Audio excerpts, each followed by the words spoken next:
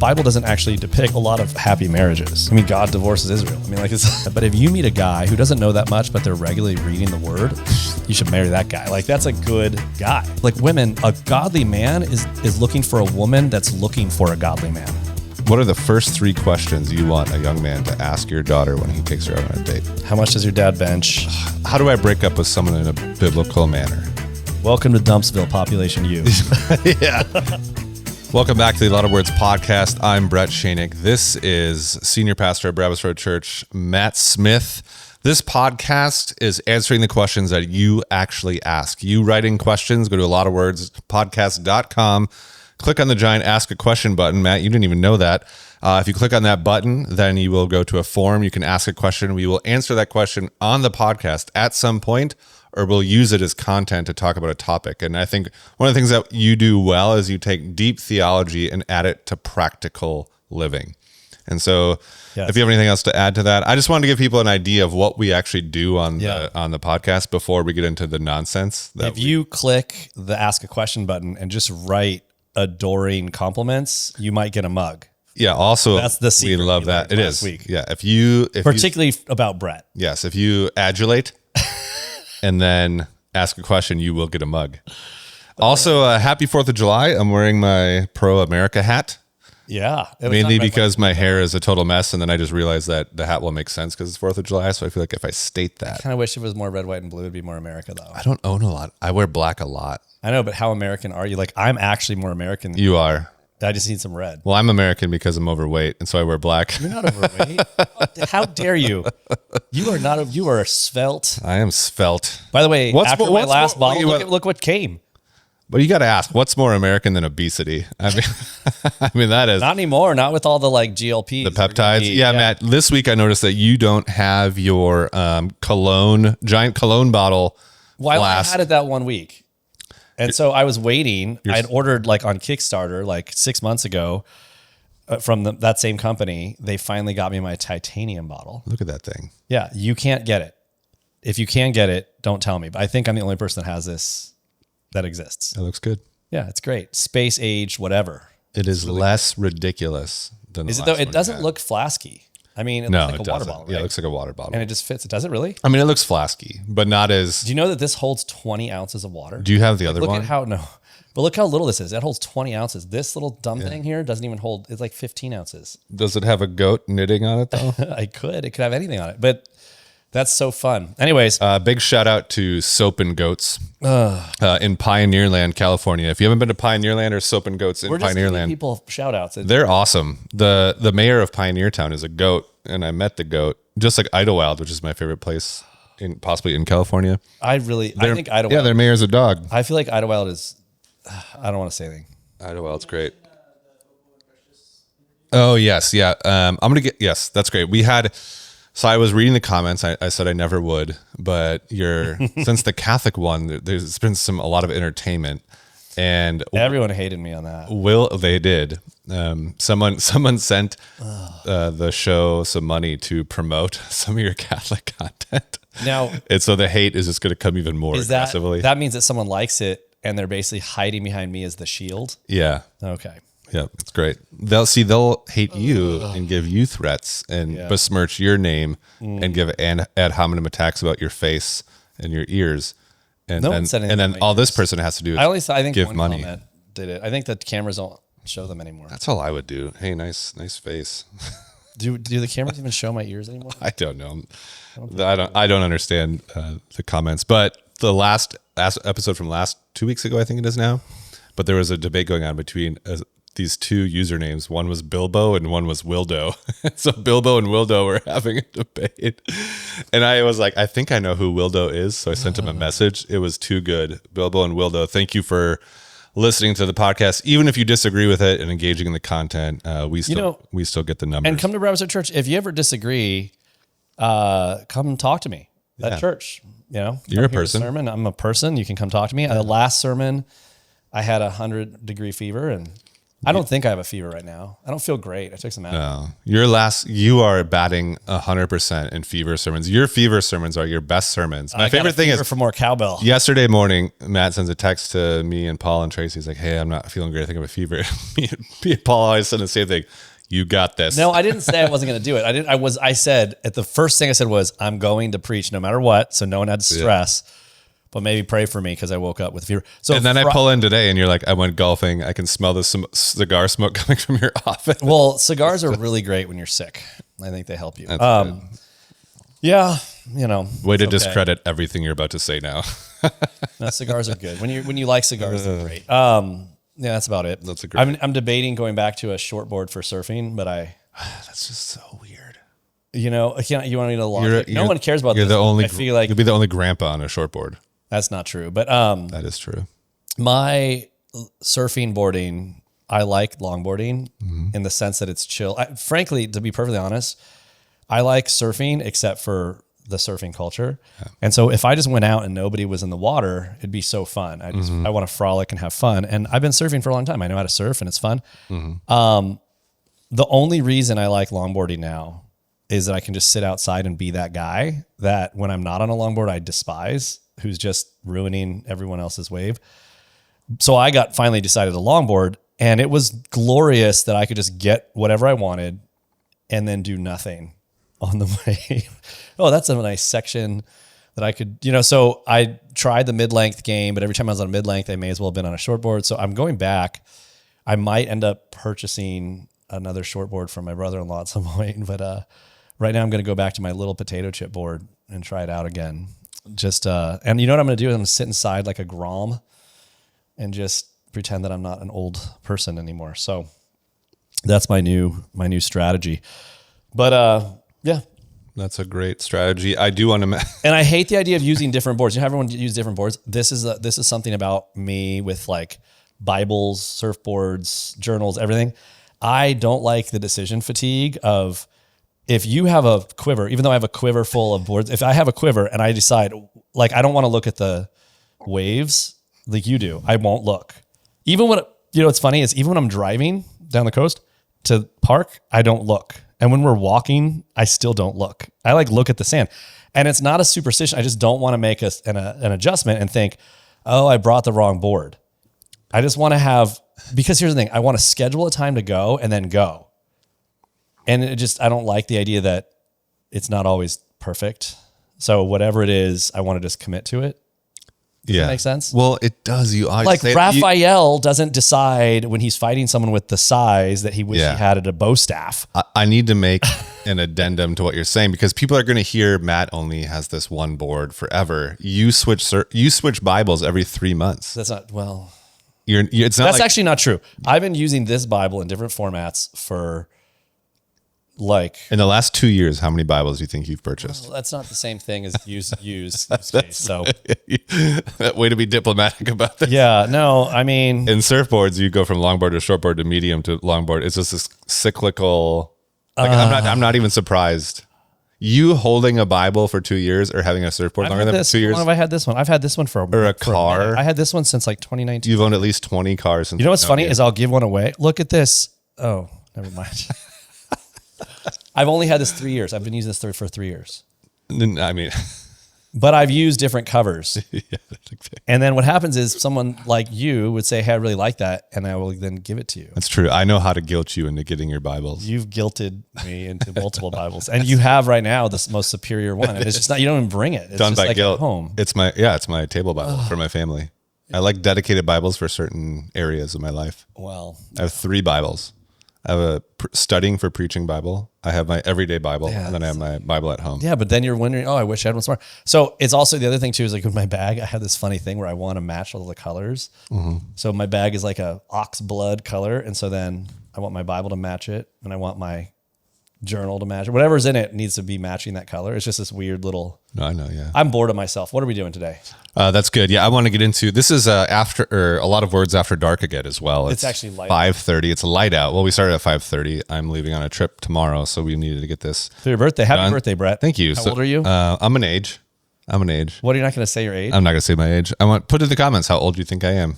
I like that. Put in the comments if you think Brett's older or younger than No, yeah, that's good. If I'm older or younger. Anyone who guesses Mike, no, I'm just kidding. No. If you think Brett's older than me, no one's going to think you're older than me. No one will think that.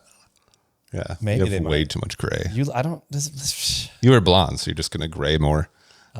Chauncey did want me to do a shout out. He recorded some friends of ours, Jim Healy, who I've talked about before. He's in my phone as Jim Church Old. And he is a small group leader here. He was talked about him last time. He was a clown. Yeah, you talked about Him and his wife. But Chauncey recorded an 1.5 hour long testimony and story about their life as clowns. And he's going to put the link right here on the bottom left. Where am I? I'm pointing up here. He's up here. On the bottom left. And so if you want to jettison this podcast and go learn about clowns, I suggest you do that right now. But sorry, Jim. Bobo and Precious, they're the best. Jim's amazing. Roxy's even more amazing. And go click on that. It helps Chauncey out as well as he grows his channel. And the content. Well, let's talk about growing our channel. What's that all about? Like, what do we have to do to be like? We need to do nothing. We just keep producing. You just keep doing awesome content, and people will like and subscribe. And share. I don't really do much, but when I go look at comments, it doesn't seem like anyone likes us on the shorts. They're all I'm fine with that. Us. That's good. It seems like I'm good at rage comment. And I'll take all the clicks. But yeah, if you like what you're hearing and you like the content we are producing, please like, share, and subscribe. We do want to grow the channel. I think it's edifying for everyone. I think it's a blessing to everyone. I think this is content people need to hear. It's hard to get. We should have it every day for everyone. Practical theology. I could record 3 hours a day easy, but Chauncey has to live a life. So not if you guys subscribe enough. Yeah, we do have at some point I'll state kind of the long-term goal of what we're doing here, but not right now. Right now I want to get into questions. Again, this is if you have a question you want Pastor Matt to answer, go to alotofwordspodcast.com, click on the ask a question button, send it in, and Lord willing, he will talk about it. Matt, I'm going to say a lot of words about it. We're going to start with one from Georgia. It's Georgia. Thank you. You can't say Georgia. I can say Georgia. It's a bit of a serious question, but do you visit Georgia? Georgia. Mm-hmm. Okay. All right. The subject is abusive marriages and divorce. Florida. Okay. Whoa, say that again. Abusive marriages and divorce. Oh, gosh. It says, hi, pastors. I love listening to your podcast and look forward to the content and wisdom you share each week. Thank you so much. That is very encouraging. Helps us. We desire to do this. If there's 2 people watching, I'd keep doing this. Compliments.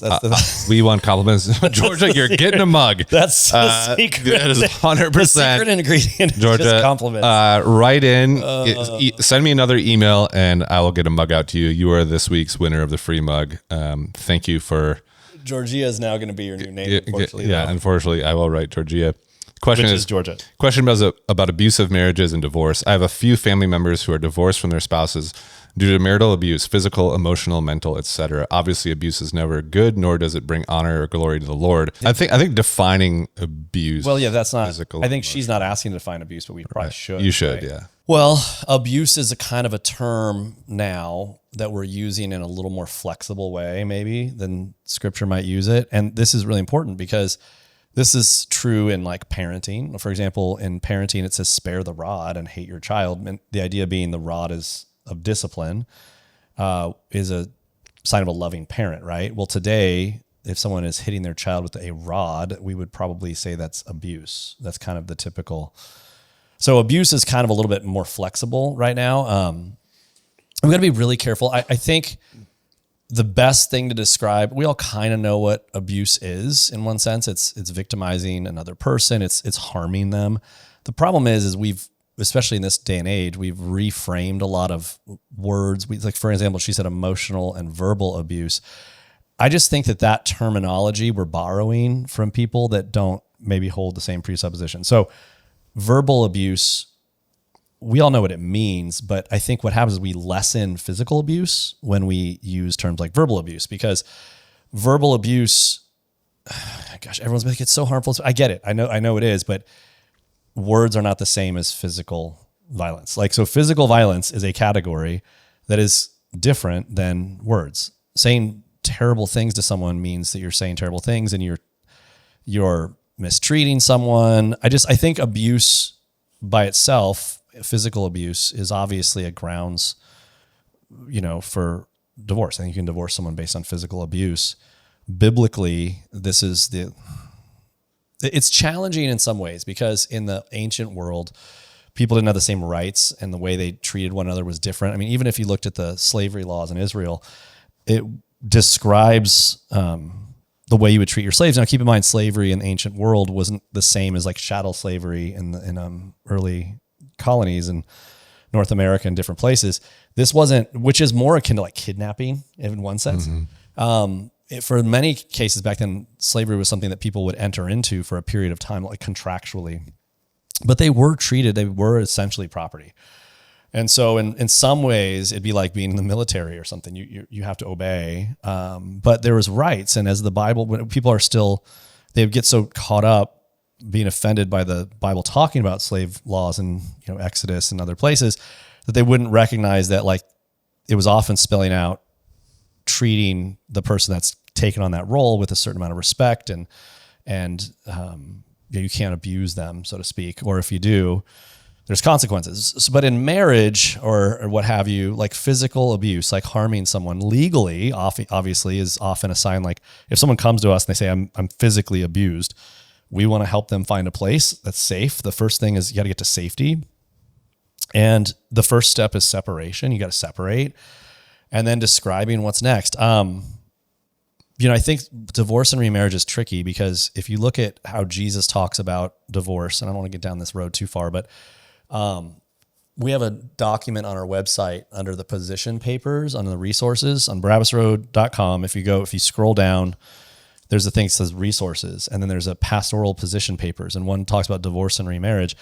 And one of the big debates when they were asking Jesus, can we get divorced for any reason, essentially, was they were asking about essentially a quote from, I think, Deuteronomy 24, I believe, which described if you find some indecency in her, like what qualified as indecency. And so during the first century, rabbis could divorce, a Jewish person could divorce their wife because she burned the food, and that's indecency. And so it was such a broad term. And so they were really asking Jesus to define it. And he really says that, sexual immorality is really the only,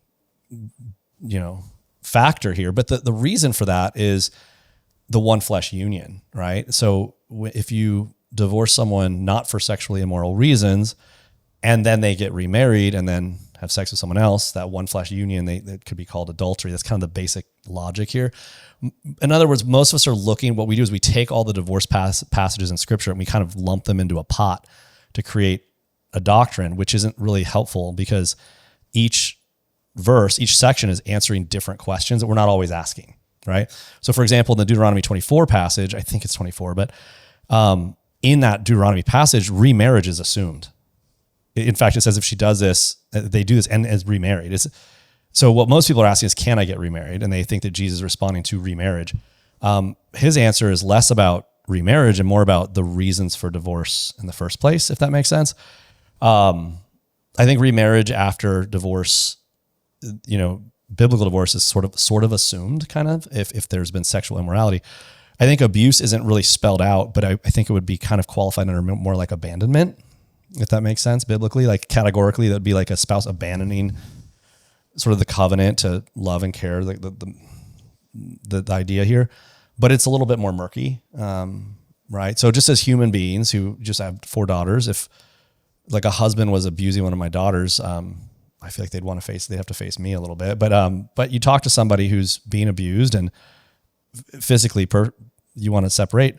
But if it's verbal and emotional, that's a little more challenging. The reason I say that is there's a lot of perception involved. In other words, people have lots of desires and needs and perceptions of things, and maybe someone's speaking in a way and it's provoking one another, I just think that category has a lot more ambiguity and perception, whereas like a fist really isn't ambiguous, We've had situations where, let's say someone says, well, the husband is maybe abusing the wife, and we find out that the wife maybe pulled a knife on the husband or did something. No real person, hypothetically speaking. But that definitely happened. No. So, but my point is, it's, and the problem is we're in the Me Too movement. The idea of like believe all women is just sort of a fallacy. Like we shouldn't remember the picture of justice. And when we talk about justice, that's key. there's always the statue of Lady Justice with a blindfold. We don't just side with the oppressed person, the poor person. That's not justice. Justice is blind. It's mathematical. You can be unjust and be poor. You can be unjust and be weaker. That's not the issue. There's a crime and what have you. But when it comes to marriage, you make a covenant, and when someone's treating the spouse badly, that's a tragedy. If they're already divorced and there's physical abuse involved, I mean, I'm not sure really what else to say except, okay, good, but yeah, I don't really know what else to answer with that. Maybe. Yeah. Do you think it's helpful? I do like the modest statement that the verbal abuse claim lessens the physical abuse claim. We've had just the massive uptick in this in the last 5 years, like you said, from all the movements going on. Talking with some of our certified biblical counselors, verbal abuse always is it has to have the intent to manipulate. I see a lot of people coming in, he's verbally abusing me, but he's just being mean. Yeah. Okay. Do you parse delve into this for a second? Yeah. Because I want people to know the difference. Your husband's being a jerk and he's verbally abusing. Yeah. You. Let me just say this. I think that there's just say it. No, I don't want to wade into this. All right. So here's what there's a kind of a counseling war happening, if you will. And it really has to do with the idea of trauma. And look, if someone's a trauma counselor, I'm not saying your job is dumb or you're dumb. I'm good for you. Go with God. Amen. But there's a danger here. And the danger is essentially sort of a Marxist view of things. In other words, often someone will talk about the trauma that happened in their life from one thing or another. And then what happens is they create a scenario where they're the victim and the other person's the oppressor, which is a very Marxist idea, which excuses their bad behavior as a trauma response. So in other words, when you see this happens right now, when let's say there's a scandal and there's a pastor or a politician and they cheat on their wife, and they'll usually not say the woman's name. They want to protect her. But if this isn't rape, if this is a mutual consensual affair, the woman is also responsible. But the argument is, no, he's in a place of power. And I understand that distinction. However, she is committing a sin. Biblically, it is a sin to fornicate, to commit adultery. It is an adulterous sin. Because he's in a place of power doesn't mean her sin isn't sinful. And so what happens is creating these new categories sort of relieves her of sin. She's just completely unresponsible for her actions, and only the man is. Well, the man is truly responsible for his actions and in a place of power that makes it reprehensible and bad. But so too is the adulterous woman in that moment as well. I think that this new.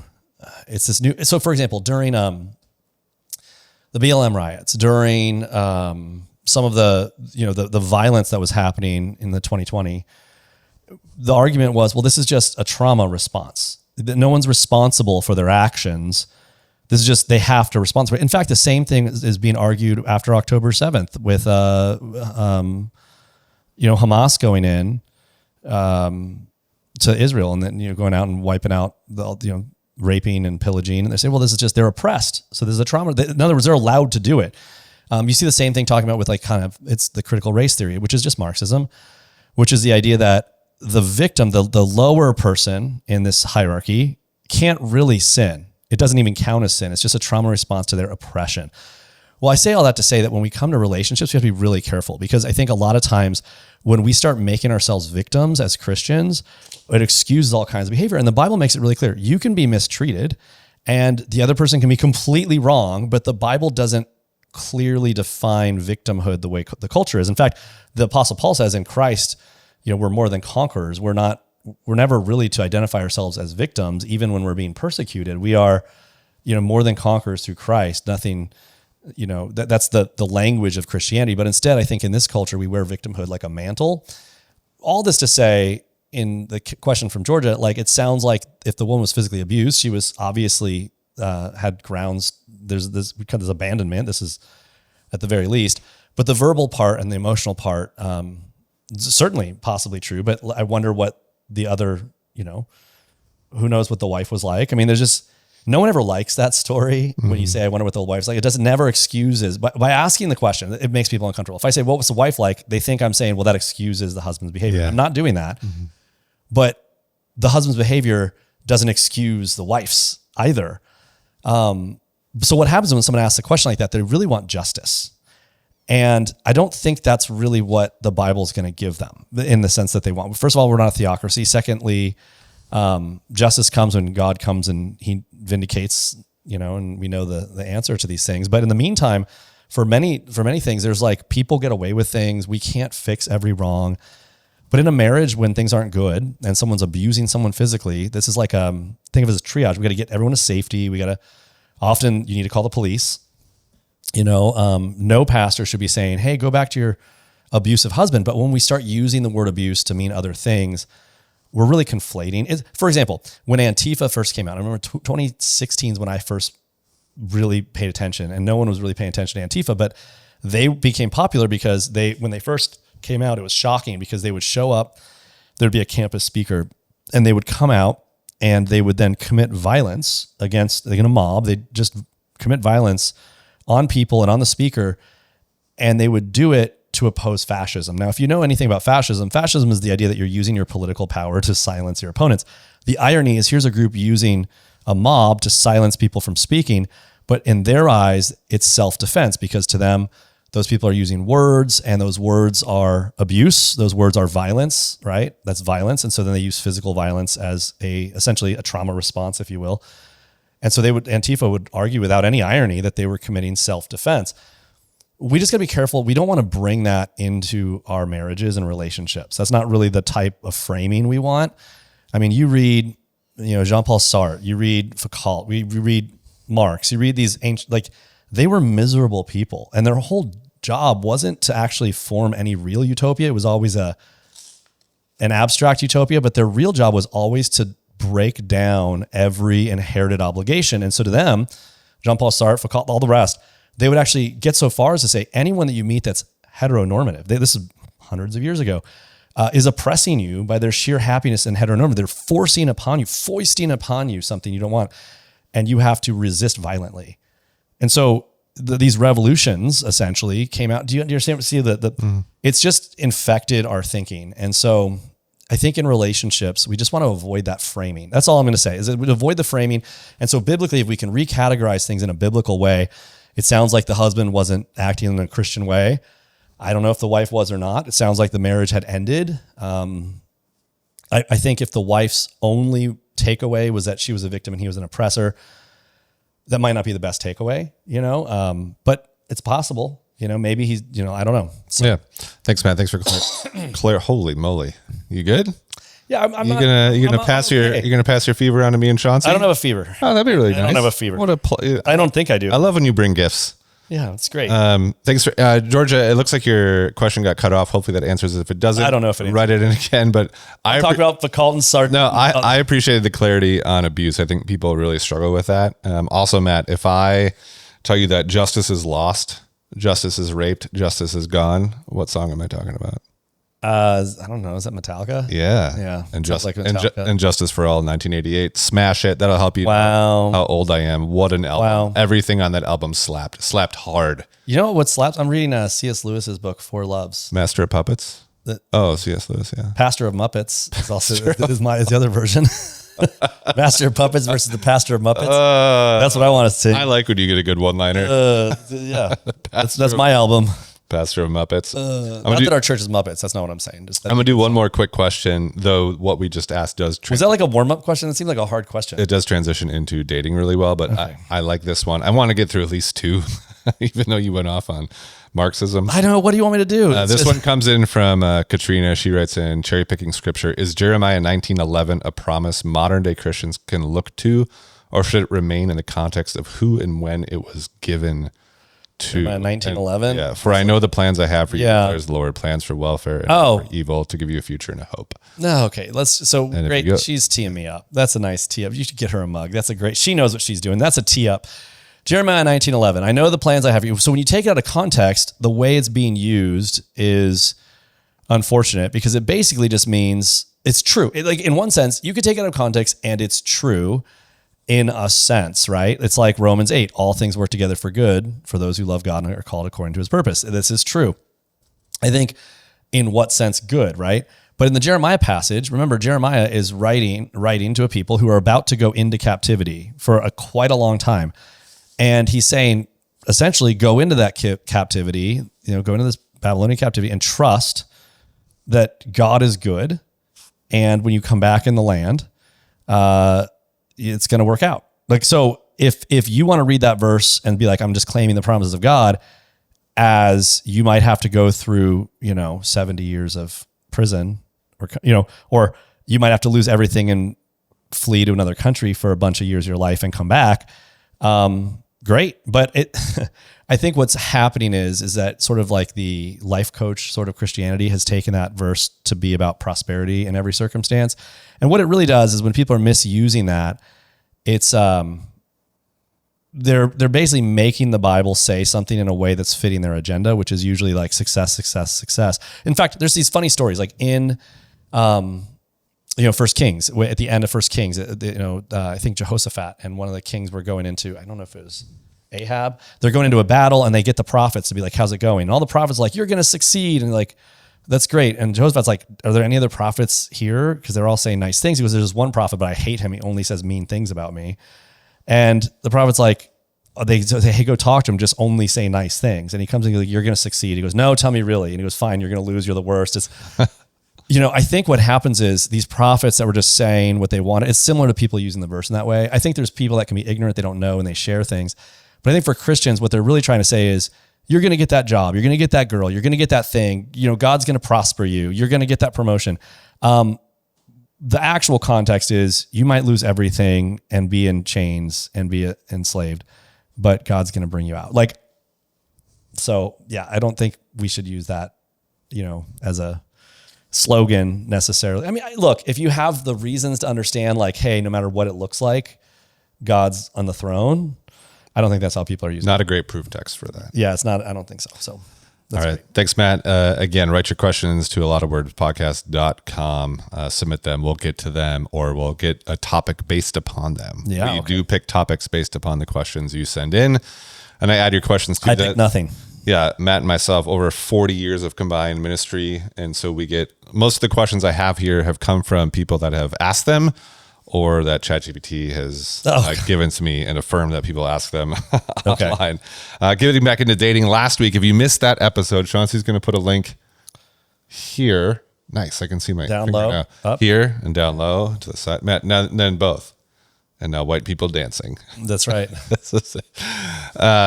And so what was the thing you used to do with your clients when you were a trainer? You're like, okay, I need you to put your head back here and then grab your foot and you make them do a, yeah. I think about that way too. It's living in my brain. I used to tell them funny things. I'm like, if you want to squat really, no, I'm going to just keep going. No, it was a hoot. Last time we talked a lot about the lie of the soulmate, So we're about dating again. Finding the one. It's about dating. Okay. We talked about some physical boundaries and purity. And so this week we have relationships, family, and wisdom, breakups, heartache, and some bonus questions that I want to go through. I do want to start off with one that I hear quite a bit, and talking about different, equally yoked and levels of spiritual maturity between whoever the person is. So how spiritually mature should someone be before dating? And what if one person, usually it's a guy coming and saying, man, this girl that I love is so much more spiritually mature than me. Can I date her? What are some pitfalls to look out for in that scenario? Yeah. Oh gosh. The reason I'm so reluctant to just give answers is like kind of the hot take. It can sound so legalistic, In general, I like the question better, how mature should I be in my Christian life? Like if you're seeking maturity just for the sake of dating, good for you. It's not going to last is my point. That's true. So I think if you meet a guy who's not really pursuing the Lord, women, and he then decides to pursue the Lord, that can be a great thing. I mean, that's how I got here. But I was from day one pursuing the Lord. So I think I mentioned last week epistemology, which is just a science of knowing how you know stuff. If someone's just sort of ambivalent or casual about the Lord, that's a problem. Because the idea that they're going to become less casual when life is harder and you have more responsibilities, I don't think that's a very realistic thing. On the flip side, it's not like everyone you need to meet needs to be mature. I think they need to be pursuing. So in other words, I'm okay with ignorance. I'm okay with people being young in the faith. But I'm not okay with casualness. I think casual sort of Christianity is a blight, and it's going to lead to challenges in your marriage, at least if you want a marriage the way the Bible describes. Now, keep in mind, the Bible doesn't actually depict a lot of happy marriages, if you actually stop and think about it. Mm-hmm. Like, who had a happy marriage in the Bible? Mm. Like, it's not a lot of people, I mean, God divorces Israel. I mean, like, it's, You mean God's marriage? So like the idea is that marriage can be a very happy, awesome thing. But I think the idea that the Bible is just this like book about happy marriages is maybe not taking it seriously. I just think it tells us what God's intention is and what the ideal can be. So, Ephesians 5, as we always use that as that passage, but in the broader perspective of Ephesians 5, the picture is talking about walking in light and walking in love and being, imitators of God. Right after that section, it says putting on the whole armor of God, really to stand against the schemes of the devil, but like where? And when we hear that, we think activism. But I'm like, think about the schemes of the devil that happen in your home and in your workplace and all the places of the table list of Ephesians 5.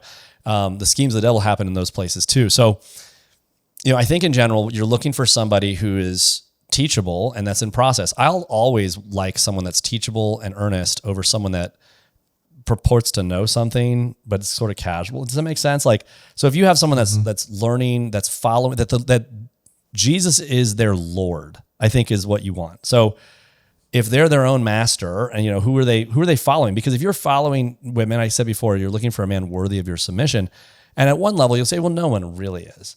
Well, the Lord is. And so ideally, if you look to someone who's willing to submit to the Lord, that's what you want. And so maybe they don't know a lot, but they're willing to follow the Lord. That's what you want. When you get someone that's sort of like, not interested, that's not good. So I think a willingness to follow the Lord and to be in route, so to speak, on that path is what you want. Everyone's on a path. And so I think a lot of people lie to themselves. I think we keep thinking in the Bible that the big debate is between believers and non-believers, or an atheist, so to speak. But in the Bible, it's always religious people opposing Christians.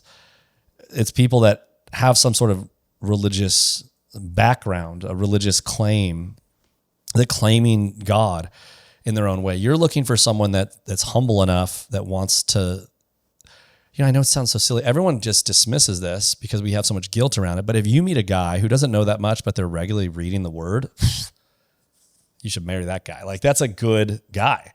Like, if you meet a guy that has a man bag with a Bible in it, that's the guy. No, I say that because this is the book. You want to know this. And so if Jesus is their Lord, that's a good thing. And so with women, same thing. I mean, and it's hard because we all want to pursue the Lord, but we want to find a spouse. And so what are we looking for in a spouse? Often that's like a quality we hope is there, but we also hope they look good and are fun and have the same interests. Those things are great to have the same interests. You don't want to just have it's not just a theology party when you meet someone. But when things are hard, when you have kids, when you deal with parenting, when you deal with conflict, when you deal with understanding, when you deal with things like this guy that was apparently abusing this girl, that's not someone that loves Jesus. I heard it said one way that men, when you get married, God's responsibility to you is bring my daughter home, whatever it takes. You bring her back to me home. This is my daughter. Mm-hmm. I love that. Mm-hmm. As a dad with 4 daughters, when I gave my oldest away to my son-in-law, the picture of the father giving the daughter away, I think is really powerful. You're like, I'm giving this girl that I raised to you to now take care of, So anyways, I think for women, you're looking for a guy that's pursuing the Lord, and men, you're looking for a woman that's also pursuing the Lord. But you're looking for a woman that's pursuing, this sounds funny to say it this way. Like women, a godly man is looking for a woman that's looking for a godly man. I don't know if that's the best way to say it, but that's kind of what I mean. Like, you actually care about someone pursuing the Lord. It doesn't mean that you care about their church attendance. That matters, but it doesn't mean that you care about them teaching a small group. It means you care about them like spending time in this, that they have a prayer life that exists, that they they apologize when they commit sins, but you're not looking for a perfect person and a mature person, especially if you're young. Sometimes the zeal kind of overruns. You don't need an activist. I mean, unless that's what you're into, but like, yeah, you just want someone it's not actually that high of a standard in one sense. You're looking for an authentic Christian. I don't know. I just think we assume so much. We just want to check a box. And the Christian faith, I said before, it can have its carnal moments. But casualness is the death knell of true Christianity. How do you be casual about the most important? When Jesus says you cannot be my disciple unless you're willing to hate your mother and father, he's not saying you have to hate them. He's saying your love for me should be so real. This isn't like extraordinary, but normative Christianity. And you don't have to be a theologian to see Jesus as your greatest treasure. Does that make sense? So if that's not someone's understanding, that's okay if they're coming to that understanding. That's kind of my point. So I'm really big on giving chances. But who you marry, that's your story. So being kind of like unsure about that is a big risk. Yeah, along the lines of pursuing the Lord and also being part of the fellowship. I've been asked this before. A woman, she's interested in a guy, but he's on his like 6th church in a year. Is that a red flag? Obviously, you want to ask him why. Yeah.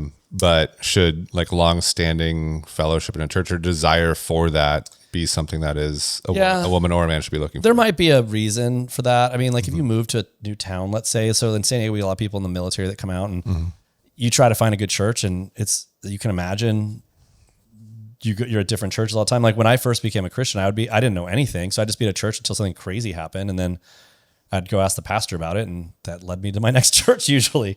I wasn't like intransient. I was like willing to learn. And I remember I was at I don't know if I told you this, I was at a King James only church for a while.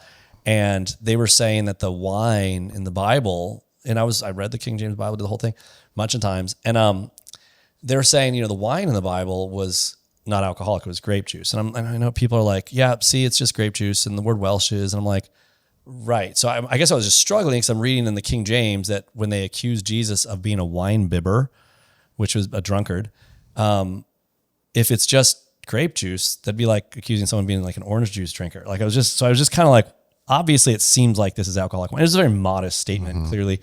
And the pastor, when I went to speak of it, he's like, hey, I think you need to go to another church. And I was like, I'm legitimately, earnestly asking. That was kind of shocking. And so I can see a guy that's earnest, like moving around. But sometimes if you see someone that goes from church to church, you might be looking at someone who's divisive, that you're looking at someone who wants a following, that's going places looking for, or someone looking for a lady. The people go to churches looking for, and honestly, a church is a place where you should meet the person in a lot of ways. But like there's some churches that's their main thing. Like they get they get the rock band, they get the young people, and then that becomes sort of the singles group. So I get it. But yes. Yeah, I don't know. I'd want to know. I'd want to know. I mean, like you'd want to know about a person's thing. Like I think it's big. Like you might meet someone, and this is where I'm kind of a little more open about stuff. If you meet someone and you're kind of in a more reformed Calvinistic church, we're dispensational. And let's say you meet someone that's Calvinistic, but they're Presbyterian. All right, well, that's not a deal breaker. Now, if you're a woman, you need to be willing to say, like, could I put up with just following him? But before you're married, you could be like, hey, I have some convictions. If you don't have convictions, like talk it out. Maybe he just goes there because that's his family. You know what I'm saying? Like, and if you're both willing to kind of like go forward, but at some point, what you believe about covenant theology, like doesn't have to be a deal breaker. Maybe you meet someone that's like, comes from a background of like speaking in tongues and prophecy and all the rest, and you're more of a cessationist, right? Like, well, it doesn't mean that you can't come together and become a couple at some point and go forward. Your theology doesn't have to match perfectly. However, if you both, like most people, in other words, have their churches and their theologies because they grow up that way, or they kind of fall into it and they assume a lot more than they have. But one of the terms in the Reformation was semper reformata, the idea that we're always reforming, the idea like we're always willing to be kind of persuaded one way or another. If they're within the big tent of like Christendom, I think it's worth still talking to that person and sort of finding where the deal breakers are. Like now for my own daughters, I think that the bar is maybe a little higher, right? Because I would be having a hard, but again, like if one of my daughters met a guy who's a Presbyterian, I wouldn't be like, okay, I'm just not going to baptize. I'm not going to be cool with you baptizing my grandbaby. Yeah. That's but on the flip side, I'm like, if I give away my daughter, something like, does that make sense? It's just, I fellowship with people that you're welcome. If you come from a charismatic background, you're welcome at our church. Like I teach the convictions I think are in the Bible, and I differ in those views, but in dating, it can be tricky because you are marrying, you're doing a tryout for marriage. You got to see like where you're at. I do think the more strong, so there's a conundrum here. The more intelligently convicted and strong you are in your theology, the narrower it seems your options are. And yet, don't miss this. If you have those convictions, like if you're at our church and you've been at our church for any length of time, ideally you're going to have a high bar of theological convictions you want, which will limit you in some ways. But you also believe that God is so sovereign and so good, and the same God who can part the Red Sea definitely can bring someone in your path. But they don't have to come to you vice versa, knowing all this theology. They just have to be willing to like I said last episode, if you're with someone, they're coming with you to church and they're happy, and I wouldn't try to force an argument. Yeah. Hypothetical, Matt. Second hypothetical I've ever asked you on the show. Wow. Sophia goes on, gets married to a Presbyterian guy. Fantastic. He's he's just a godly man. They have a baby. They have a baby sprinkle, which they would call baptism. Do you attend or do you not attend? I would go to it. Yeah. Yeah. All right. How do you know? wanted the people to know that you're not a monster. I would go to it. I would just the whole time like cross my arms. I'd make a sour face. Just grumbling. No, I disagree. I disagree. I think if they met, like, I will say this though. I don't like posers. And so if someone has a conviction, they better have a conviction. So if they're going to walk into my house to date one of my daughters and they're confident in their view and they can't back it up, it's not going to go well. Now, if they're modest, but here's the other thing I hate. I hate when someone's like not going to engage, but then when they're not around me, be all confident in their view. So yeah, I don't know if I don't know. I feel bad for my daughters in that regard. Me too. Yeah. If you can't, we're going to go wrestle in the backyard. Let's go. Exactly. Should men, I think with the dating apps, this has really changed recently, but should men always initiate dating? Can a woman pursue a man in a dating relationship? Or yes, and this advice or biblical? I think that's a silly contention. Mm-hmm. I hate that. Where does that come from? Mm-hmm. It comes from that false view of masculinity. Now, the idea is that men are supposed to be the head in marriage, but women, like let me just say this. Look in the Bible. What do you have? Rahab certainly was, Ruth, when she goes with Boaz, right? That's the joke. What would Boaz be if he didn't get married? He'd be ruthless. Ruthless. Ruth goes and uncovers his feet and lays out. He wakes up one morning in his own grain silo after basically drinking all night, and there's a woman laying at his feet. And she's like, I'm a kinsman redeemer. And she does this because of Naomi, her mother-in-law, and he's like, wow, you chose me over all these younger men and this, that. And there's a sense in which like, we don't always see the virtue in this because, we would say, oh, she's just looking for some. Yeah, of course she wants part of the promises of God. That's, I think, what she's going for. And so she approaches him. So I don't think there's anything wrong with it. I do think though, that we live in a culture right now where people are very socially inept. And I'm not trying to mock anyone. I'm surprisingly less extroverted than people might think. I don't know if that makes sense to you. Would you say I'm an extrovert? No. Really? Yeah. That's so fascinating. Well, you know me pretty well. Yeah. I think I'm secretly not an extrovert. Yes. The first 10 years of no, I would have been like, he's the biggest extrovert ever. But then as I got to know you. Yeah. I take time away alone I know that you would so much rather be hiding reading a book than like at a party with a bunch of people. If I went to like a big house thing with a bunch of people, I would retreat to be by myself like for a couple hours every day. Yep. And that's, Jesus did that. So I feel like that's a good idea, but no, but what were we talking about? So I think a woman can approach a man. I think it's fine, but I do think that there's something that you want. Like if you want a guy who's going to lead, it's, I'll say it this way, men, you're in a tough spot because you approach a woman and maybe because we're in this real weird moment where everyone on the internet has been objectifying each other. And so you see these girls that are not necessarily the most attractive women saying, don't come to me unless you're a 9. And I'm like, so you just objectified a man. And if you want to put yourself in a ranking, the girl talking maybe isn't a 9, the nicest way to say it. So I think this idea that everyone's trying to like have a high self-esteem, like I heard some stat that Americans have the worst math scores, but the highest confidence in their math. That's great. And it just goes sort of with the same dating culture. You have a lot of people that they're like told constantly they're a beautiful flower and that I'm all that. And so it's a lose-lose for you guys, because if you're confident and then some girl thinks you're like whatever. But at the end of the day, if you want to meet someone, you got to be yourself. And if you're an introverted, quiet person, you got to swing your shot sometimes and face rejection, but you're also going to be maybe bad at it. But then some women are waiting for men. Like if you like a guy, you guys can talk. I mean, I don't know how to do that. There's nothing biblical about that. So a woman can pursue a man can pursue a woman. There's nothing unbiblical about either model. I do think though that the reason women might like it if a guy pursues her more, so men hearing this, you should know, is that if you're going to lead in the marriage one day, it helps that you might lead in the pursuit. Like women want to be pursued unless they're not attracted to you or don't want to be with you, in which case they don't want to be pursued. So yeah, have fun. Matt, I would, you mentioned this a little bit earlier, courting and dating. One, would you separate the categories? When I hear courting, I just think, how much involvement should a parent have in their child's dating relationship? I think there's two spectrums. There's the Vodi Bakum, as conservative as it possibly gets. And then I take this right way, or then you're in the middle, and then the other end is just like, I'll just let them do whatever, they'll figure it out. Do you think is that whole spectrum is okay? That's great biblically. Well, okay. We saw some documentary that you watched, the one Crash. Oh yeah, the parents in that movie. I wanted to strangle them. They should. Yes. If you're watching this, I couldn't handle it. I don't know how to do the hashtag thing, but I'd be like hashtag bad parents. Like, yes, I don't ever want to judge someone, but they came off. So the dad's like, oh, our daughter's 18. We thought she was really mature, so she's living with her boyfriend, and she's like vaping and doing pot and like. And he was smoking dope. He's smoking dope with her, and then she's cursing every other word, and she would get in trouble in school. And he's like, she's cool, whatever. And I'm like, this is the worst, right? He's like, oh, and then she crashes a car into the thing. Okay, whatever. I don't want to give the thing away.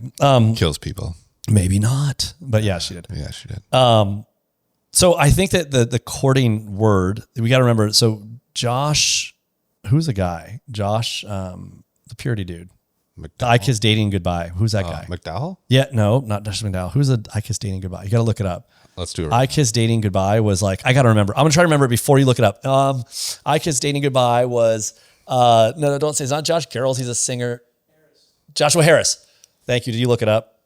Oh, I was going to get it. Chauncey, you ruined it. Oh, you're faster than me. Oh, Chauncey. Oh, I'm like the horse that's trying to race the locomotive here. I love doing that as an exercise against senility. I love trying to remember things by sheer power of my mind.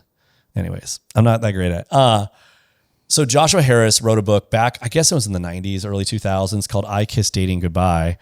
And then apparently he ended up kissing his Christianity goodbye and kind of abandoned his faith and his marriage. And I don't know if he turned gay or something. Something happened. He just went. But this whole purity culture, kind of in the 90s, 2000s, sort of evangelical big tent thing, the purity rings and everything, there was good in it, but it was twisted into this legalistic thing, right? Where whenever an emphasis, there's like some of these things, they're out of whack. So some of the books and movements that I feel are out of whack, I can throw everyone under the bus here. So let me try. I remember they used to have that book Wild at Heart for guys. And it was just about like being a barbarian for Jesus. And you're like, all right, it's all just psychological moments. The Joshua Harris book on dating was so basically created a subculture of courtship and created rules for dating. And there was a benefit in the sense that Christians wanted to know, like, well, how do we approach this in a way that's Christian? I don't know if the Bible's asking you to do that necessarily. Like, I guess is my point. I think the Bible's asking you to view marriage in a different way, which means you have to view dating in a different way or whatever your culture has. But the courtship idea is like, it's kind of similar to if you go, and again, not to insult anybody, but if you go to some of the independent fundamentalist Baptist churches today, they want to go back to the good old days of like the 1950s. And so the whole church is essentially stuck in the 50s because that's sort of the ideal age, right? Of manners. So men, you shouldn't have your hair cut longer than this. And, you wear the suit and there's nothing wrong with suits. And when the the Jesus movement started, the guys were wearing jeans. And so the pastors, the purpose-driven pastors were wearing Hawaiian shirts and jeans. That was a reaction to the suits and the 1950s stuff. But it's all stylistic. Well, I think the I Kiss Dating Goodbye courting culture is the same genre, if you will. It's a movement, and it's an overreaction to essentially a dating culture that's, narcissistic and nihilistic, that's objectifying and transactional. But the culture is kind of odd because it creates this courtship where the son that wants to, the boy that wants to court the girl then gets permission from the father, and then the father gets permission, and then they have a courtship, and then that leads to every date is with a group. And all those things are good. Like there's so many good things. So let me just give some basic advice. When you're dating, I think that you should, as Christians, be really careful about the fact that the normal culture views dating, essentially people fornicate. They are too open in ways that are not good physically. So there's benefits to saying you shouldn't do that. You should opt for group dates as much as possible, or public places. You shouldn't go back to each other's houses and watch Netflix alone together. That's respecting one another's bodies and the boundaries of things. And again, that's a good thing. But the idea that you're going to have to go in, if a boy came and talked to me and said, I want to court your daughter, I feel like it puts so much pressure on that relationship. We're like, well, now are you guys engaged? Like, what is this? We just don't have categories in our culture for that right now. So I just think that if someone wants to do that, obviously no one can be against it. Maybe the dad loves it and the guy loves it and the girl loves it. And so like, all right, who are you going to, whatever. I definitely don't see it prescribed, I guess is the way to say it. But it's similar to the debate about modesty. Like the Bible doesn't prescribe how long your skirt is or whether you can show ankles. It just tells you modesty. Well, same with marriage and men and females and how we come together. It gives us general principles. We want to be extra careful putting something in place and saying it's biblical when it's going beyond those principles to our preferences. And I think courtship is one of those things. Nothing in the Bible describes that. So I don't know. Yeah. Yeah. That's really, it's often kind of just feels weird to people. So on the flip side, I do think that when you mentioned parental involvement, if someone wants to know my kids and they're in the home or out of the home, whatever, they should at some point know the family, and vice versa. My kids should know the family of the person they're interested in. And, that's what that's where their background is. And you do kind of marry the family a little bit. So you want to know. And I've said this to all my kids, at some point when they start dating somebody, I tell them all the time, like, I personally would love the privilege of having the person they're dating at least sit under some of the teaching that I've done because you've sat under it. Right. So, because here's the thing, my kids have grown up under my preaching. And so they're in a unique spot where, like, if they're going to date someone and that person's uninterested in like sitting under that same, then they don't really want to understand my kids. Does that make sense? Like, so anyways, I think I want to have, like, any guy that's interested in my daughters or any girl interested in my son, like, I want them to be at least willing to hear what they've heard because they understand their values and stuff. But not everyone's in that same boat. But that's where pastors are important. I think it's really great when someone meets someone in our church and they're dating. I think it's noteworthy and wonderful for you to bring the person you're dating before the pastors and introduce them. We're normal people, and it's great. Don't be shy and let them get to know you, and vice versa. Because that's where our formation is. It's not just a formality.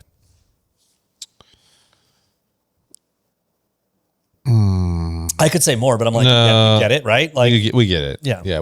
Just don't be weird. What about, is it okay for guy girl to go against the family? What if we've asked this kind of, what do you mean go against it? We have, say they're, I'll try to think of it. Since everyone in the family is Presbyterian, the daughter finds a, Reformed Baptist, and her dad's like, I don't like it. I don't like it one bit. I want him to be theologically aligned with you. And she's like, thanks for your information, Dad. I'm going to still marry him. Yeah. I don't know. I mean, like, yeah, I don't know. Well, we talked about this before. I mean, the basic issue is like, how old are they? Like, at what stage is this? If the daughter, let's say in this case, is outside the home and she's living on her own, well, she's not under your roof. you're still the family member, you're still the parent, but let me say this. I think one of the things of parenting, in love, we have to remind ourselves, our job isn't as a parent is to give love to our children. And we do receive it back, but so we get something in the giving of that love, right? Your kids give you affection. They love you. They say you're the best on Father's Day, things like that. Well, at a certain point though, we want to get to that place in some level where we abdicate our own role to be their constant person. And so we got to be careful a little bit. We raise up our kids to make good decisions, and then we want to trust those decisions within the parameters of like sin. You don't want to be cool with your children sinning, but they have to have their own convictions. And a good parenting is raising your kids up so they can have convictions and then trust their epistemology. When you're raising your kids, you're teaching them an epistemology, a way of learning. And so if your daughter, let's say, meets a Presbyterian boy or a Reformed Baptist, and she's like, look, this isn't a deal breaker for me. The dad's like, it's a deal breaker for me. You're like, well, you're not marrying him. He's like, well, I don't want to give you my blessing. Well, he might just be immature. How do you manage that? Well, we covered that in the last episode. You got to be careful, right? You don't just plow forward and disregard them, because when you get married, you can be part of that family. I think you need to discuss it and perhaps get together with the two pastors or get together with the people they can talk out their differences and what's going on. There should be, there's an ideal way it could work out, but we live in a place in a fallen world, and there's all sorts of sin, and who knows? You know what I mean? Who knows the circumstance? So yeah, sometimes you might have to go against that a little bit, but within reason, right? You don't want to leave the faith. Mm-hmm. So this is the one I've received multiple times over the years in the lines of dating, but, should Christians have opposite sex friends, while dating, while not dating? Yeah. I know your own life, and I think you've navigated this extremely well, but what does that look like? Do you have different parameters set up for your daughters? Well, I don't know. I would say I have lots of opposite sex friends as a pastor in this church. There's so many of the women are I would say they're my friends. If I see them hey, so-and-so, they're friends of mine, but I don't go hang out at their house. Hey, I'm going with so-and-so to the party. I counsel women. You do it in either a public place or the door open, or you do stuff, or you have cameras to make sure you're always protected. But other than that, I think the more general question about people in life, opposite sex friendships are often naive a little bit. You can have them and they can exist, but there's a reason why, they're just friends and then they got drunk one night and then, there's always closeness in general creates bonds that are meant to be between a husband and wife. And so you want to have enough boundaries to respect that.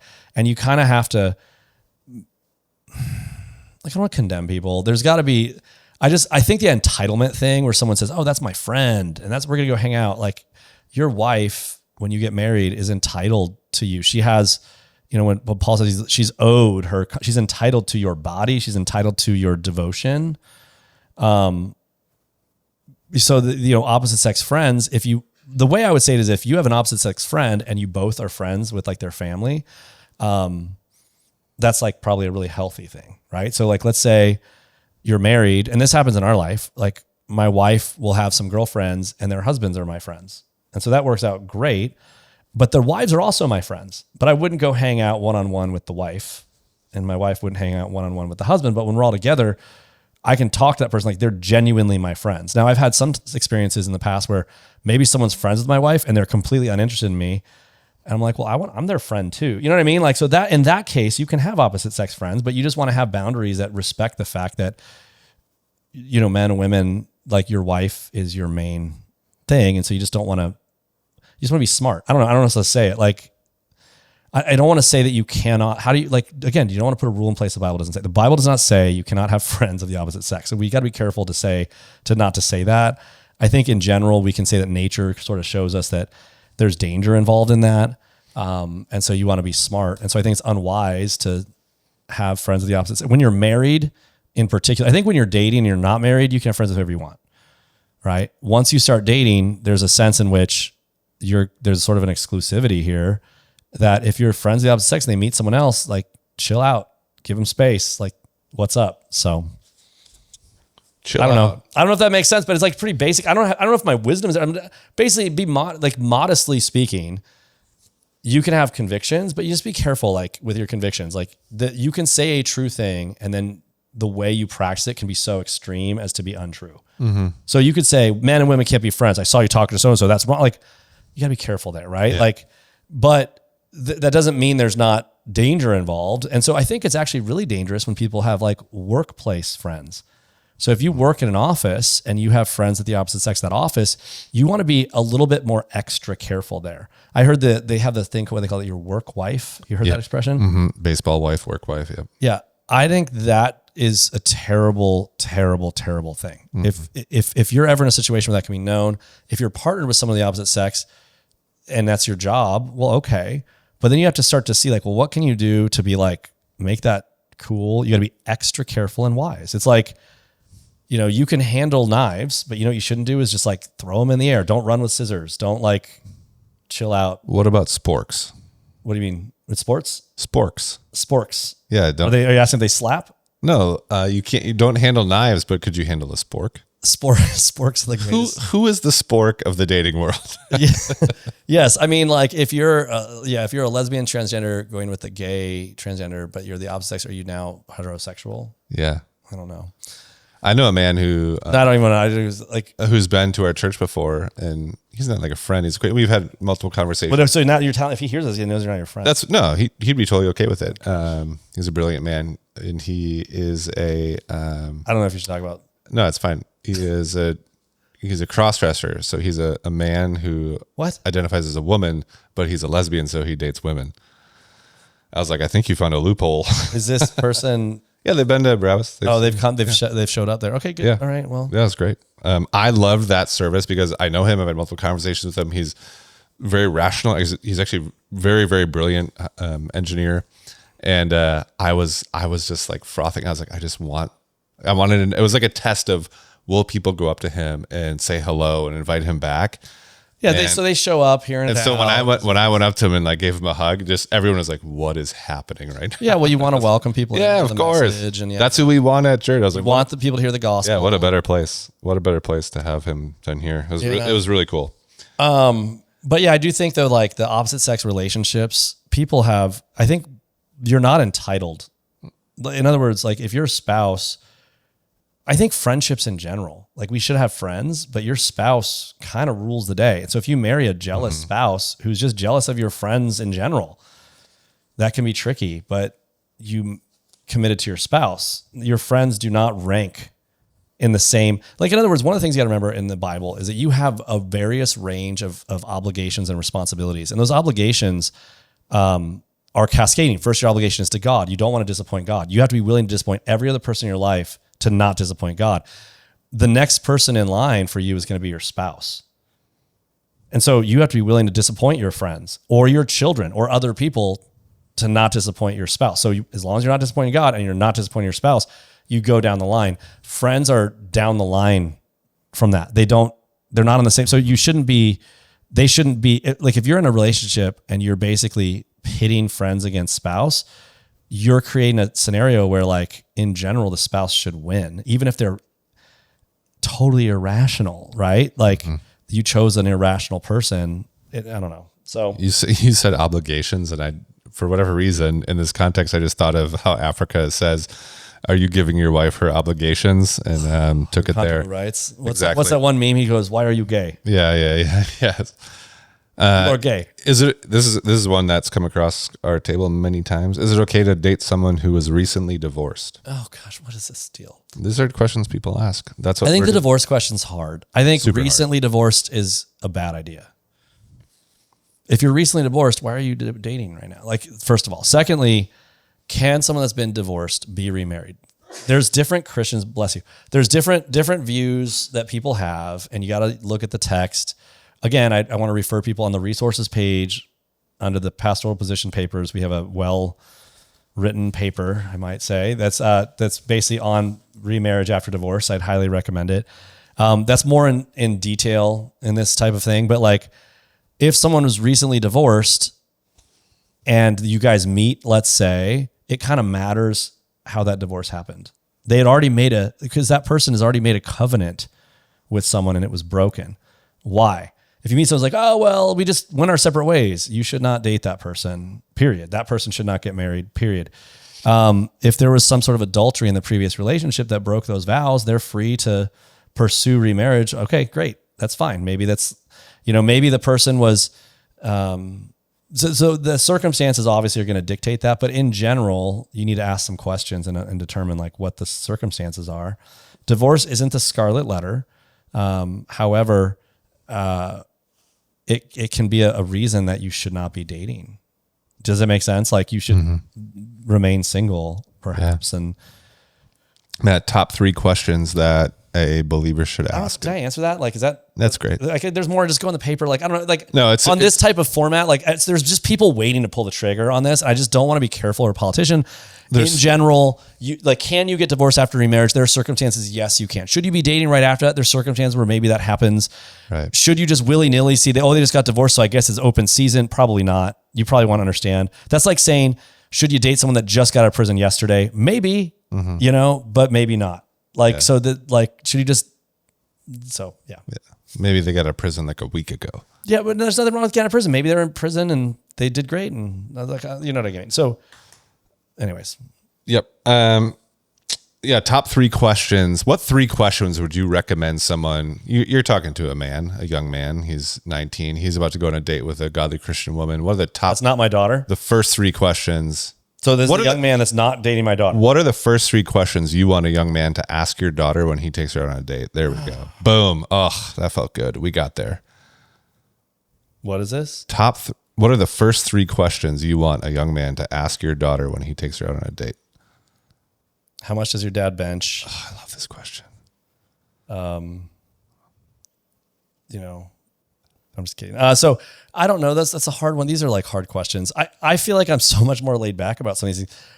I don't know that your first date should be like asking a million questions. I know that some people are into that. They have like a list. I'm like, okay, I want them to know, like they should ask their testimony. You got to know their testimony. Great their story. Great answer. Great answer. And then what's their goals? Like their basic goals with the Lord. And finally, like, what are they looking for? Whether it's you or otherwise, what are they looking for in a relationship? Like that helps know. And keep in mind, everyone's on their best behavior. So everyone's telling them ideals, like it's going to match from their behavior, but you are in a tryout and I want them to ask my daughters their testimony, what they think, what they're convicted by. No, that's 4. I thought you did it. Oh, okay. Those 3 were great. I was baiting the testimony. The testimony question answers so many questions. Yeah, it's a testimony, but some people have a boring testimony. That's what I love. I want my kids to have a boring testimony, which is what they have. But like, I mean, it can't be that boring. You're their father. No, it's great. You grow up in the church. You don't like when you get saved. Like, I don't know. I know stories. I grew up in the church and I know Jesus. Like that's what I mean. But I know. That's so. But like, I think dating is like. I'm a big optimist. I love the possibility. I love that. It's interesting. You're such a romantic. I really am. You really but are. I'm like this about everything. It's funny. Like when someone says they want to do something, they say, "Hey, I want to be an astronaut." Let's go. You're a Pollyanna to the max. But it's not untrue. It's just I assume like God exists and He works in people, and they can do stuff. Now there's some people that once they fall into the fool category for me and they start talking, I've literally told people before, I'm like, "You are a fool in your folly." And they're like, "What?" And I'm like, "I'm done," and I'll hang up. That's it. But in general, if I talk to someone who's humble and they have desires and dreams to do something, I'm like super optimistic. The only thing I hate is like abject posers, people that claim expertise and experience and that they don't have. I'm not a big fan of posers. For some reason, I just really despise posers the most. We're gonna finish this episode, finish dating on breakups. Are we going fast right Which is the common... No, we've already been talking for like an hour and a half. Oh my What are we on, Chauncey? Hour 20? This is like so fun. Yeah, hour 20. God, Isn't it great? America. We Yeah. love this. Yeah, absolutely. Should we stand and give the Pledge of Allegiance at the end? Should someone do the Pledge of Allegiance? Is that one of the questions? No, but I do want... It is for me. That's No, let's not ask that. Do a whole episode, I guess. I don't know. On the Pledge of Allegiance.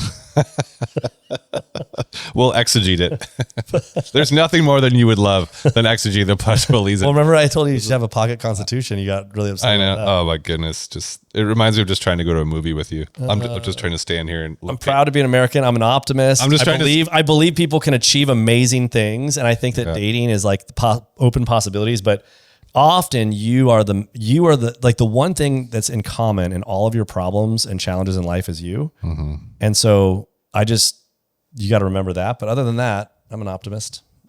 The good epistemology goes a long way. All right. What's the last question? Breakups? Okay. Yeah. How do I break up with someone in a biblical manner? Welcome to Dumpsville, population you. Yeah. I don't like you. You're ugly. Break up. Like, what does that mean?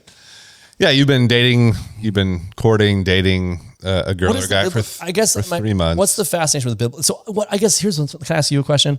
Everyone's concerned about doing things in a biblical manner. I think that's commendable, right? In other words, Christians like, how do I be distinguished from the world in this? I think that's a really commendable thing. So if someone's asking these questions, I want to just start off and say, amen. Yeah. Kudos on you. You want to glorify and honor God. Often that enough is alone like an amazing thing. That means you're caring about the other person. You're in prayer. You're going to make a lot of good decisions just putting God first. I think that there's no hidden book of the Bible called like Dumpsville, called Dating and Breakupicus, so First Dating chapter 5. I like Dumpsville chapter 5. Yeah. So there's none of that. So I think the idea is that the general wisdom is applicable in dating on how we ought to treat one another. So if two Christians are dating and you're at the same church, let's say, you got to be careful because both of you, this is your brother and your sister in Christ. And so there's a lot of things you're going to be extra careful about because often in matters of the heart, people can be very hurt. And one of the things we do when we're hurt is we frame the other person, let's say, to protect ourselves. We'll say, oh, they're the worst and this and that. You can be careful because that's a sin. And, I'm just venting to my friends. I don't know where that is in the Bible. Like you can talk to your friends, but like you don't get to just slander someone. So in breaking up, I would avoid overly biblical language. I despise that. God's just leading me in another direction. Let's be honest. Yeah. I just hate when people talk spiritual, in a way that's not, what does that mean? I want to know what they mean. I know. When people do that, when they move away, it drives me bonkers. Oh, God's calling me another place. Like maybe he is. What can you help me understand what that looks like? Like, what is that? Just say, I got a job or I'm going to make more money. I like winter. Again, I don't like posers. I'm a spiritual person. I read the Bible all the time. Don't fake me out. Yep. With biblical, exactly. So breakups are the same thing. If you're going to break up, I think you got to pull the Band-Aid. You want like practical advice? My practical advice on breakups is don't burn your bridges because you might end up liking that person later. You never know. Or their friend. You never know. But my point is don't slander that person. And if they slander you, don't return the favor. Do not reciprocate, right? All the biblical things the Bible says about how to love one another is more true in a breakup.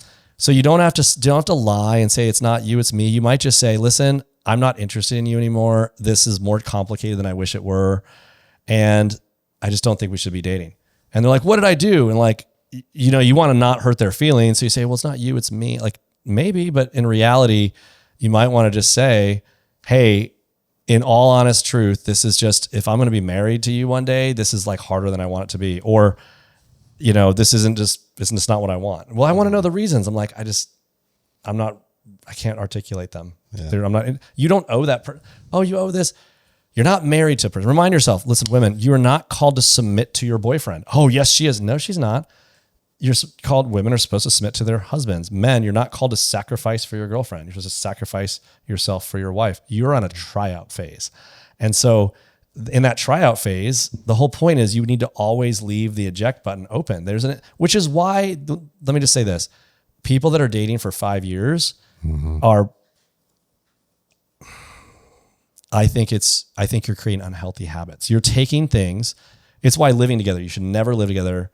Beyond it being sort of sinful, I think it's very unwise. Statistics show it's unwise, but you're practicing normalizing things that shouldn't be normal. Like, oh, who's going to pay for what when you're married? You don't say who's going to pay for what because you share a bank account ostensibly, right?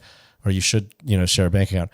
Everything's mine is yours. When you're dating, you're just trying to check it out. So when you break up, if the strings are so hard that you can't break them, then you might have framed that too wrong, right? So it's possible to say really extreme things. Oh, you're the best ever. You're my love of my life. And then not want to date them. But you have to own up to the fact that you spoke in a way that's not true. Does it make sense? We overspeak sometimes and we don't want to own up to that. And so we just try to do stuff. So I think breakups are a place to be honest and humble. And I think humility in a breakup is exceedingly godly. And so if you go into a breakup honest and humble, and you recognize that even when you do everything right, they might hate you for a moment, that's going to be between them and God. You have to trust that the person you're dating is godly enough not to slander you. And if they do, don't return in kind. When someone comes to you and says, hey, they're saying all kinds of evil things about you, like, yeah, that's not true, but we had a great time, but it just didn't work out. That's it. And people that want more are usually busybodies. So I just think that being honest, being humble, and being straightforward is amazing. And know that you're going to get hurt. You're both going to get hurt. It's going to hurt you both. I would say the biggest thing after breaking up is you're going to have an initial yay. And then like 24 hours later, you're going to have that dark night where you're like, want to call them at 3 a.m. Don't do the 3 a.m. call unless you don't want to be broken up anymore. But I really hate when people say it's complicated. What that means is someone's stringing someone along in sort of a codependent way. They don't want to be honest. Like I said last week, if God is the one that needs to be your security and significance. And when you break up with someone, often you feel like you lost a sense of your identity, your security, your significance. Well, that's probably was misplaced in the first place. Does that make sense? So breakups are a great place to learn about yourself and your own sin often, even if the other person wasn't it. And it's helping to prepare you for the one that is for you. So, amen. I had two softballs left. I think you can add to what you just said. One of them was, how do I fight loneliness while waiting for marriage? You sort of just said it. I think, I just feel like we kind of mistake, some people say when you're single, like the Apostle Paul says, when you're single, it's easier to serve the Lord. Yeah. But we misframe that. When he says it's easier, it doesn't mean you have more time. I think people that are married or dating even assume that single people have more time. That's not true, because if you have a job, when you're on your Friday, Saturday, Sunday, you've got to go do your laundry. You've got to go do your errands. You're not sharing responsibilities. You can take a trip. You can go do stuff like that. But being single and feeling lonely is a challenge, and everyone feels lonely in this culture. I mean, I think one of the reasons people listen to this, we're just chatting, is because we're lonely. I'm not dissing you if you watch us, by the way. I'm not saying you're lonely, but we don't often get in like big conversations with people in life as much as maybe we did before the internet. And so hearing conversation is sort of cathartic and nice. Loneliness is something that you can feel. It's something that you can be sad about. You can long to be married, and like anything, persecution, loneliness, health problems, anything else, you can cry out and give it to God. And then you can find contentment and trust that God is not leaving out his best for you. And then keep your eyes open for the person. Like, you know what I mean? Like so one of the challenges I would say is join everything you're interested in, go do, go join a hiking club, make sure you go to church, make sure you do these things and meet people. And you're like, oh, they might not be a Christian. Well, you don't have to date every person. You can be friends with them, bring them to church. You can talk to people, get to know people, but you got to get out there and talk to people. And so loneliness, part of it is that we just live insulated lives. It's not just about your spouse. There's people that are lonely that are married. Mm-hmm. And so I just think if you're not able to find that security and significance from the Lord, meeting a spouse isn't going to help you. You're just going to idolize them, and then you're going to destroy them because they're not God. Easiest question I've given you so far, one sentence answer. Oh, wow. How do I know if I have the gift of singleness? I don't know. Like, honestly, I don't have the gift of, I have no idea. Like, that's like saying, how do I know if the gift of... That's like the easiest... you tell me what you think, because I'll tell you what I think. I'll tell you what you have told everyone for that. If you're happy being single, you have the gift of singleness. That's the best I can say. Like, what did I say to you? Maybe said if you want to sleep with someone of the opposite sex, then you don't have it. No, I don't know if I like that anymore. I don't think that's fair. That's been your answer. I don't know that's fair. I think that I've changed it. I don't think that's fair. Right now, I've changed it. Stake in the ground. Yeah, I've changed it. Stake in your face. I think you can still struggle with lust. and still have, when Paul says it's better to marry than to burn with passion, I think we sometimes abuse that passage, there's that word, into meaning, well, you must go marry to satisfy your lust. I think the idea is that if you're going to lust for a person and not marry, I think it's a little bit more specific, in other words. And I think it is, you're right, or I'm right, in saying that if you are constantly wanting intimacy with someone, you probably don't have the gift of singleness, but I don't think that's fair necessarily. I think that the gift of singleness, there's got to be a sense of most gifts, when we think of gifts in that way. I mean, the Apostle Paul doesn't think a lot of people have it, essentially. But any gift you have usually isn't something you're reluctant about ultimately. So like, for example, if you have the gift of hospitality, you usually don't begrudge hospitality. This is kind of where my answer is a little more better. It's not a sentence, so forgive me, but like, it's a lot more precise. I like if you have a gift of, like for me, if I have a gift of pastoral leadership, let's say, I'm not like, oh, I got to go study the Bible. Like, I love it. Now there's challenges. It's hard work, but I love doing it. And so being single, some people are just like content in their they see it as a joy. Giving is a joy for some of the special gift of giving and generosity. So I think that the gift of singleness is not just merely that you don't lust. I just think that objectifies, it makes marriage too transactional, if that makes sense. Yeah. But when Paul says it's better to marry than to burn, I think he's really talking about people that are remaining unmarried, that are sort of in what they call betrothal, and they're not coming together. That's the specifics, right? You're betrothed, and then people are saying, well, you should be celibate in your betrothal. You're legally married, but you should. He's like, no, what are you doing? But yeah. So, but yeah, most people don't have it. Thanks. Appreciate so you it. might just be lonely. And if you have the gift of giving, go to thelawwordspodcast.com and submit a question called "How do I give you tons of money?" and make a lot of friends. Like, I mean, just work at it. Like, too often people are like, well, I'm introverted. I'm like, no, you're just rude. You know, like, get out there and work on it. Like, dating and socialness and friendship is a skill set. One of my favorite things about homeschooling my kids, and parents, totally separate, but we should talk about this one time. I know you're trying to land the plane. I'm sorry. This is like, I mean, we're on hour like 4 of dating, and I love that you could just keep talking about it.